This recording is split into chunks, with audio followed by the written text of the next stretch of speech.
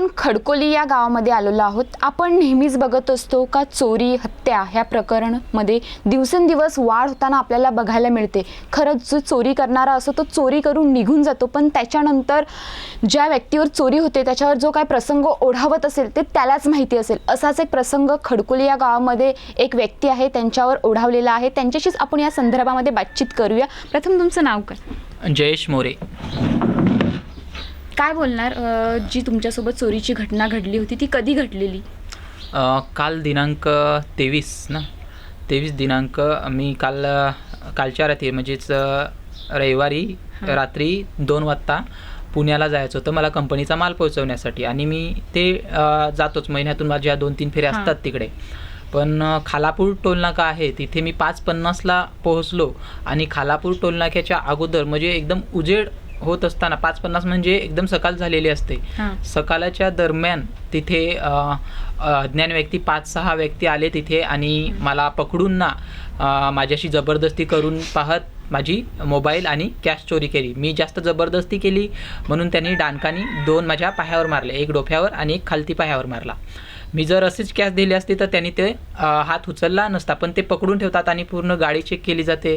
गाडीत काय कॅश आहे का, गाडीत महाग वस्तू आहे का कोणती, आणि आपला मोबाईल लॉक खोलून सर्व घेतात.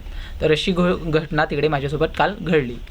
जेव्हा तुमच्यासोबत जी घटना घडली तेव्हा चालू गाडीमध्ये घडली का गाडी थांबलेली होती? नाही, टोलनाक्यावरती गाड्या थांबलेल्या असतात तिथे. तर मी पण जस्ट ज्या गाड्या थांबल्यात त्याच्या गाडीच्या मागेच थांबलो. आणि तिथे आजूबाजूला गाड्या आहेत म्हणून आपण बघून थांबतो, कारण की तिकडचं वातावरण गढूळ आहे किंवा तिकडे अशा घटना घडत आहेत हे आपल्याला माहीत आहे थोडंसं. पण आपण जर माणसं आहेत किंवा गाड्या थांबलेल्या आहेत, आपण अशाच ठिकाणी थांबलोय तरीसुद्धा ही घटना तिथे झाली. आणि तिथे लोक बघत होती, दुसरे गाडीवाले ट्रकवाले ड्रायव्हर होते ते बघत आहेत आणि येणाऱ्या जाणाऱ्या गाड्या पण बघतात का माझ्यासोबत तिथे हिंसा चाललेली आहे. पण तिथे कोणी थांबला नाही किंवा तिथे कोणी आला नाही. कारण की बहुतेक असं मला वाटलं कालच्या अनुभवावरून ते त्या आजूबाजूच्या गावाच्या किंवा आजूबाजूच्या परिसरातलीच लोक असतील आणि ही घटना घडवली असेल. कारण की एवढा दहशत किंवा एवढा गुंडगर्दी हे जवळची लोक करू शकतात, कारण की एवढी हिंमत त्या माझ्या समोर असणाऱ्या ड्रायव्हरांकडे सुद्धा आली नाही.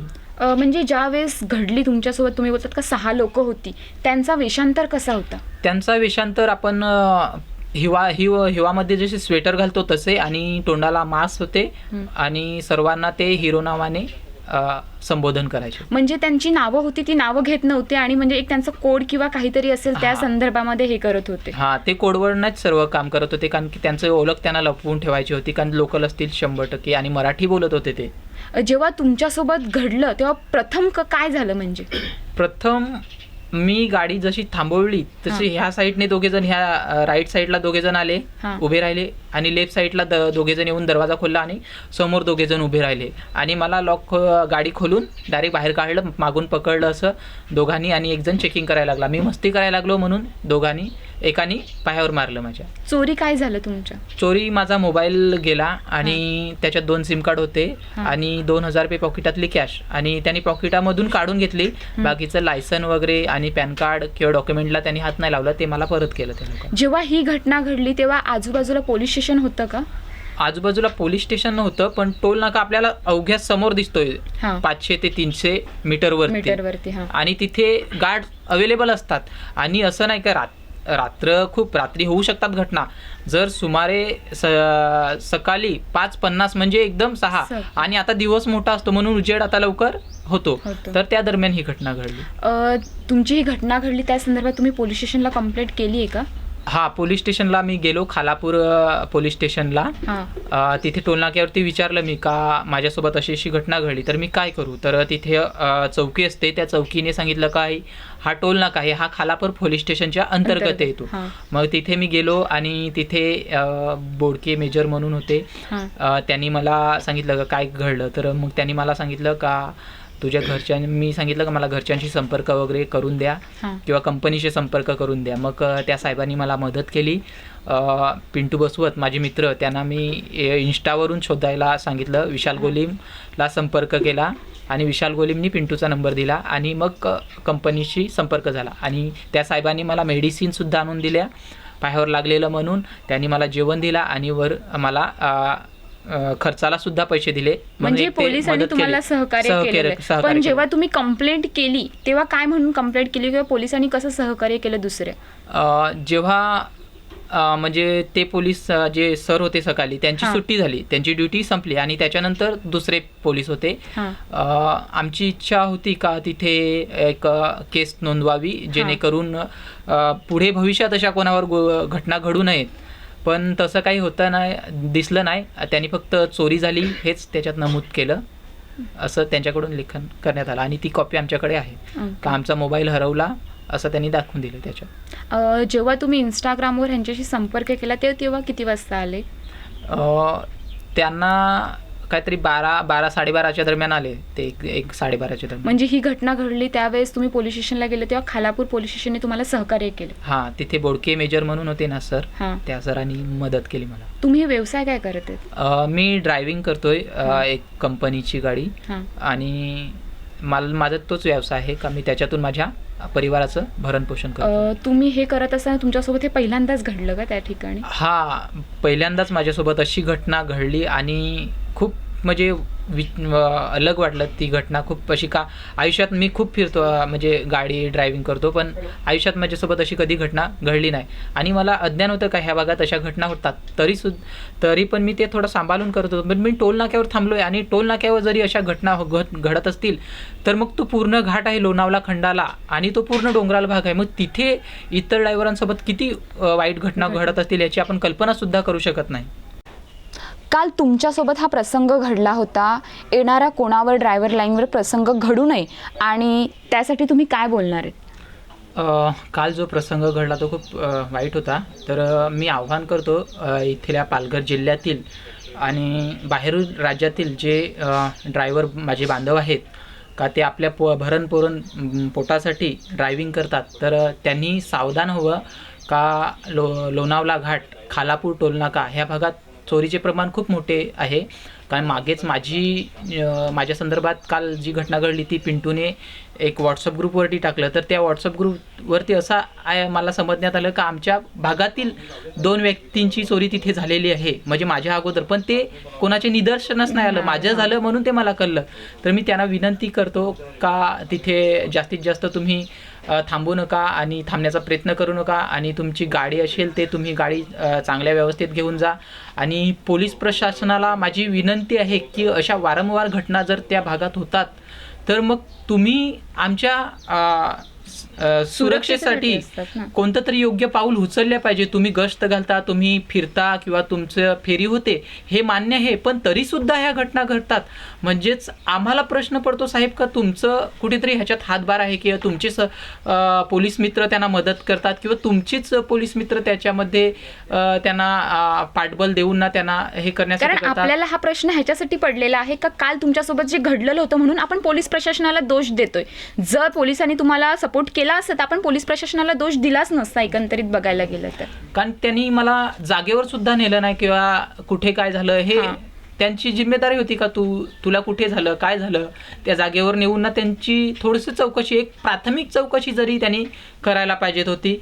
आम्ही बाहेरचे म्हणून पालघरचे आणि रायगड जिल्ह्यात ही घटना घडली म्हणून त्यांनी लक्ष दिलं नाही. तसंच समजा मी महाराष्ट्रातला आहे आणि पालघर जिल्ह्यामध्ये राहतो, मग बाहेर राज्यातले इतर राज्यातून जे ड्रायव्हिंग करत येतात मग त्यांची परिस्थिती काय होत असेल हे आपण ह्या अनुभवातून शिकावं. आणि त्यांना आव्हान आहे का अशा ठिकाणी जरा सांभाळून गाडी चालवावी आणि येताना पण थोडा विचार करून यावा, कारण की हे खूप निंदनीय घटना आहे. असं जीव जाण्याची शक्यता जास्त आहे ह्याच्यामध्ये. सुदैवाने ह्यामध्ये तुम्हाला फक्त मारहाण झालेली आहे, काही झालं नाहीये. तसंच तुम्ही बोलतात का ते चोर होते, ते चोर एकमेकांना हिरो नावाने आवाज देत होते, तसंच त्यांनी जॅकेट घातलं होतं. मग त्यांच्या फेसवरून तरी ओळखता येऊ शकतं का? त्यांची आयडेंटिटी ओळखावी न ओळखावी ह्याच्यासाठी त्यांनी संपूर्ण तयारी करून आलेले होते आणि ते त्यांची गँग आहे ते पूर्ण तयारीतच असतील आणि त्यांना अनुभव आहे का कसं काय करायचं. कारण की 6 जणांच्या पूर्ण तोंडावरती मास्क होते, पूर्ण 6 जणांच्या अंगामध्ये स्वेटर होते, पूर्ण 6 जणांच्या पायामध्ये बूट होते. म्हणजे पूर्ण तयारीने आणि ताकदीने ते हमला करतात माणसांवरती. आणि हा त्यांना बऱ्याच चोऱ्या करत असतील म्हणून हा अनुभव व्यवस्थित आहे. आणि तुमच्यावर जेव्हा हल्ला केला तेव्हा त्यांच्याकडे काही हत्यारे वगैरे होती का? मला त्यांच्याकडे फक्त दांडूकच दिसलं, कारण मला 2 त्यांनी पायावर मारले दांडकाचे ना, तर दांडूकच दिसलं. कदाचित तुम्ही त्या वस्तू मारल्यानंतर दिल्या मोबाईल आणि म्हणून त्यांनी तुम्हाला कदाचित फक्त मारलं. जर तुम्ही जास्त मोबाईल द्यायला किंवा पैसे द्यायला हे केलं नसतं तर त्यांनी मग माझं जीव गेले असता मला त्यांच्या मारण्यावरून कळलं, कारण की मला त्यांनी पकडून ठेवलेलं आणि मी सुटण्याचा प्रयत्न करतो त्यांच्या तावडीतून. तर त्यांनी ते गप्प राहण्यासाठी मला बोलतात, गप्प राहा म्हणून त्यांनी 2 माझ्या पायावर मारले. तुमचे मित्र जयेश यांच्यासोबत काल चोरीची घटना घडली, त्याच्यानंतर चोराने त्यांना मारलं सुद्धा. तुम्हाला त्यांनी फोन केला, किती वाजता फोन केला आणि त्याच्यानंतर तुम्ही त्या ठिकाणी गेले, त्या ठिकाणचा प्रसंग काय? मला तिकडूनच्या पोलीस स्टेशनवरनं कॉल आलेला आहे, एक पोलीस म्हणून अधिकारी त्यांचा काहीतरी 7च्या दरम्यान मला कॉल आलेला. नंतर मग आम्ही इकडनं त्यांच्या कंपनीशी संवाद साधला. कंपनीचा एक माणूस त्या लोकांनी दिला आणि मी आणि एक ड्रायव्हर घेतला सोबत. आम्ही तिघेजण इकडनं 8:30च्या दरम्यान निघालो. नंतर आम्ही तिकडे 12:30-1 वाजेपर्यंत पोहोचलो. त्याच्यानंतर जाऊन बघितलं तर तो गाडीमध्येच होता बसलेला. त्याचा पाय पूर्ण सुजलेला होता आणि त्याला चालणं हे खूप कठीण जात होतं. नंतर मग त्याला आम्ही तिथूनच्यात ग्रामीण रुग्णालय होतं तिथे घेऊन गेलो. एक इंजेक्शन वगैरे दिले. नंतर त्याला थोडंसं पायाला बरं वाटलं. मग आम्ही आलो. एक कसं आम्ही इच्छा ठरवली की एक आपण तक्रार देऊया, कारण की आपण दुसऱ्यांवरती जेव्हा घटना होते त्या आम्ही म्हणजे याच्या यूट्यूबच्या माध्यमातून किंवा बातमीच्या जाहिरात मधून आम्ही बघत होतो. पण आपल्यावरती घटना घडते तर आपण तक्रार दिली पाहिजे, की जेणेकरून ह्या ज्या तक्रारी होतील म्हणजे ह्या अशा घटना घडतात त्या कुठेतरी थांबल्या पाहिजेत. कारण की अशा भरपूरशा अशा घटना होतात परंतु ते तक्रार वगैरे करत नाही, तर तेव्हा त्या घटना अजून वाढतात आणि त्या चोरानं कुठेतरी तो बल भेटतोय. असं ह्या उद्देश घेऊन आम्ही तक्रार द्यायला गेलो. पोलीस स्टेशनमध्ये एंट्री करताना तिथे एक सेल्के मेजर म्हणून होते. त्यांच्याशी बोलत असताना ते माझे मित्र जयेश मोरे ह्यांना विचारलं का तुझं काय घटना काय घडली. त्यांनी जेव्हा त्याची घटना जी घडलेली ती बोलायला सुरुवात केली. नंतर ते मेजर त्याच्यावरती भडकून बोलले की तुला तिथे थांबायला कोण बोललं, तू अशा ठिकाणी का थांबतोय, तुला समजत नाही का तिथे चोऱ्या होतात. तिथे सांगते एक मागे पण एक गाडी येऊन ठोकून ना तिथे मर्डर झाला असं तसं काहीतरी तो ॲक्सिडेंट होऊन तो माणूस मरून गेला असं त्यांचं बोलणं होतं.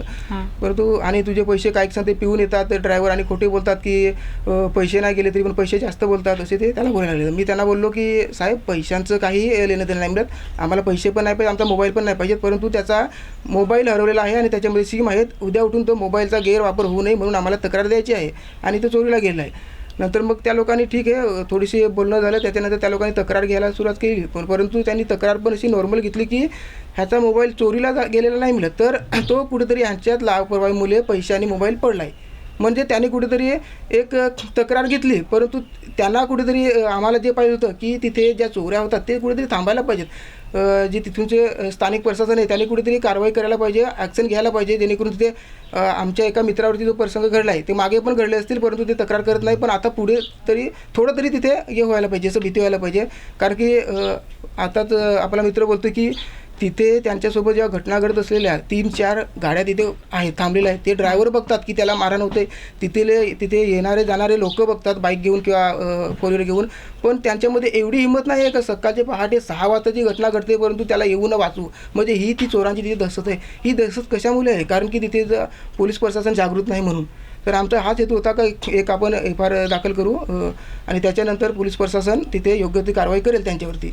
परंतु तसं नाही लागलं, फक्त पडलंय मोबाईल पडलंय किंवा आपल्या लापरवाहीमुळे पैसे पण पडले, हेच फक्त त्यांनी म्हणजे एक बघायला गेलं तर कालचा जो घटनाक्रम होता त्याच्यावरून कुठेतरी पोलीस प्रशासन जिम्मेदार आहे. कारण म्हणजे आपल्यासोबत घडलेलं आहे त्याच्यावरून आपण सांगतो का जेव्हा आपण कंप्लेंट द्यायला देतो तेव्हा पोलिसांचं हे कर्तव्य असतं का त्यांनी FIR दाखल करायला पाहिजे, त्या गोष्टी शहानिशा करायला पाहिजे, पण ते उलट आपल्यालाच सांगतात. मग आपण सर्वसामान्यांनी दात कोणाकडे मागायची. ठीक आहे काल ह्यांच्यासोबत घडलेलं आहे, ड्रायव्हर लाईन बघायला गेलं तर ती पूर्ण दिवस बाहेर असते, परत ट्रॅफिक मध्ये असते, कधी कधी वॉशरूमला जायला लागतं किंवा काहीही असतं. पण तेव्हा मग पोलीस जर साथ देत नसतील तर मग त्यांनी दात कोणाकडे मागावी ना. तेच तर.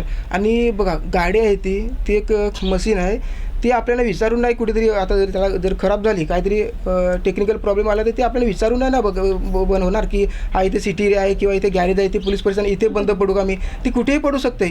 तर कुठेतरी तिथे त्या कालच्या त्या पोलीस कर्मचाऱ्याच्या म्हणजे बोलण्यानुसार असं आलं की तू तिथे का थांबलंस, तुला ती थांबायची काय गरज आहे, तर ते थोडं चुकीचं वाटलं. कारण की ती गाडी आहे उद्या बंद कुठेही पडू शकते ना. मग त्यावेळेस पण तुम्ही असा शब्द वापरतील का, ज्या ठिकाणी चोरी होते त्या ठिकाणी तुम्ही तिथे जाऊन जरा चौकशी करा किंवा तिथे थोडंसं आता ठीक आहे आपल्याकडे पोलीस प्रशासन आहे, तिथे ड्युटी लावा किंवा तिथे एक अर्ध्या तासाने एक येतरी आहे ना, फेरी मारायला फेरी तरी मारायला पाहिजे.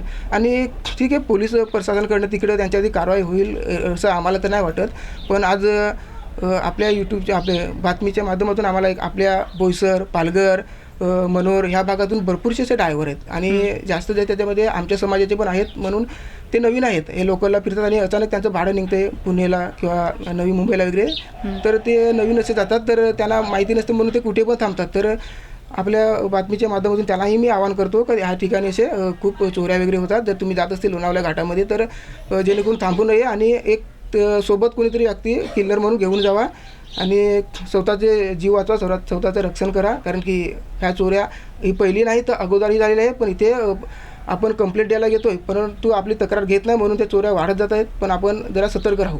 हे आहेत त्यांच्यासोबत जी झाली होती त्या टोल नाक्याचं नाव काय? खालापूर टोल नाका असं काहीतरी. म्हणजे तुम्ही आत्ताच्या जे पालघरमध्ये जे ड्रायव्हर आहेत, पालघर आपल्या जिल्ह्यातील, त्यांना तुम्ही बोलू शकतात का खालापूर म्हणजे जो आहे तिथे चोरीच्या घटना घडतात? हां, खालापूरची ती पूर्ण एरियाच मॅडम आहे, खालापूर टोल नाका आणि अजून ते लोणावळे घाट वगैरे त्या ठिकाणी. पण ते लोणावळे घाटमध्ये चोरी होते ते ठीक आहे, आपण थोडंसं घाट आहे, परंतु खालापूर टोल नाका आहे, तिथे टोल नाक्याचे ते कर्मचारी असतात, तिथे गाड्या वगैरे थांबलेल्या असतात, भरपूरसे लोक असतात. अशा ठिकाणी चोरी होते, तर आपल्याला सतर्क राहणं खूप गरजेचं आहे. आणि जेणेकरून तर एकटा प्रवास नकाच करू, सोबत कोणाला तरी जोडीला घेऊन जावा. जी काल सकाळी खालापूर टोल नाक्यावरती जी घटना घडली होती ती खरंच खूप निंदनीय घटना आहे. कारण पालघर जिल्हाच नव्हे, पूर्ण राज्यातले आपल्या जे वाहतुकीचं साधन आहे ते गाडीच आहे. कारण जर कंपन्या चालतात तर ड्रायव्हरांमुळेच चालतात, कारण आपला माल इकडनं तिकडनं परराज्यामध्ये हा गाड्यांमुळेच जात असतो. तर आता बघायला गेलं तर ड्रायव्हर हे सुरक्षित कुठे आहेत असा प्रश्न पडतो. आपण रोज आपल्या कानावर बातम्या बघत असतात का ट्रॅफिक जाम. मुंबई अहमदाबाद सुद्धा महामार्ग आपण जाम बघतो. म्हणजे पूर्ण 24 तास हे ड्रायव्हर लोक गाडीमध्ये बंद पडलेले असतात, खाण्यापिण्याचं कसलंच त्यांना काहीही नसतं. आणि अशाच गोष्टी घडत असताना त्यांच्यासोबत चोरीच्या घटना घडत असतील तर मग त्यांनी सुरक्षित त्यांचं आहे कुठेतरी. तसंच बघायला गेलं तर जी काल घटना घडलेली आहे त्याच्यानंतर ह्या घटनेवरून आपण पोलीस स्टेशनमध्ये जेव्हा घटना घडते तेव्हा पोलीस स्टेशनमध्ये FIR दाखल करण्यासाठी जातो, पण पोलीस बोलतात का ही घटना घडलेली नाहीये, ही तुमच्या हातातून हरवलेली आहे. चोरी आणि हरवले हे दोन्ही शब्द वेगवेगळे आहेत, पण पोलिसांना त्यांचा अर्थ कदाचित एकच वाटत असेल. काल पोलिसांनी बघायला गेलं तर सपोर्ट केलेलाच आहे, पण जेव्हा FIR आपण दाखल करतो त्यावेळेस त्यांनी सांगितलं का ही FIR नाही. मग पोलीस प्रशासन कुठेतरी कमी पडतं. आणि तसंच पोलीस प्रशासनाचं सुद्धा ह्या चोरीमध्ये मिलीभगत आहे का असा सुद्धा प्रश्न आता नागरिकांना पडत आहे. कारण जेव्हा FIR दाखल करायला गेली तर तुमच्याकडनं हरवलेली आहे असं ह्यांना सांगितलेलं आहे, आणि आम्ही आता कागदावर बघितलं तर त्याच्यावर सुद्धा मोबाईल हरवलेलाही आहे. चोरी करून नेलेली आहे, माणसं आलेली आहेत, 6 जण आलेली आहेत, त्यांनी मारहाण केलेली आहे आणि ती वस्तू चोरून नेलेली आहे, तरी पण पोलीस हे बोलत आहेत. म्हणजे कुठेतरी पोलीस प्रशासन ह्याला जबाबदार आहे आणि जिम्मेदार आहेच हेच एकंदरीत दिसत आहे. तर खरंच आपण जेव्हा गाडी घेऊन जात असतो कुठेही तेव्हा आपण असं वाटतं का आपण आता दुसऱ्यांवर जिम्मेदारी नाही, म्हणजे त्यांच्यावर नाही अवलंबून राहावं लागणार, स्वतःची काळजी आपल्याला स्वतःलाच घ्यावी लागेल. कारण आपण तिथे गेल्यानंतर ह्या घटना घडत असतात तेव्हा आपल्याला वाचवण्यासाठी कोणीच येत नाही. आपल्याला कधी कधी असं वाटतं का पोलीस आपल्याला साथ देतील, पोलीस येतील, पण पोलीस ह्याच्यावर काहीच करत नाही कारवाई. कारण जेव्हा चोरी घडते तेव्हा पोलीस स्वतः येतात, कोणत्या ठिकाणी चोरी घडलेली आहे, काय झालेलं आहे हे पूर्ण FIR मध्ये दाखल केलं जातं, पण हे पोलीस प्रशासनाने सहकार्य केलेले नाही. ही एक लाजिरवाणी गोष्ट आहे. त्यामुळे ड्रायव्हर लोकांनी जर कुठेही जात असतील त्याच ठिकाणी नाही, कुठेही जात असतील तेव्हा स्वतःची काळजी घ्या आणि सुरक्षित राहा हेच ह्या माध्यमातून सांगावं असं वाटतं. कॅमेरामॅन अपू बुकलेसह श्वेता आरज,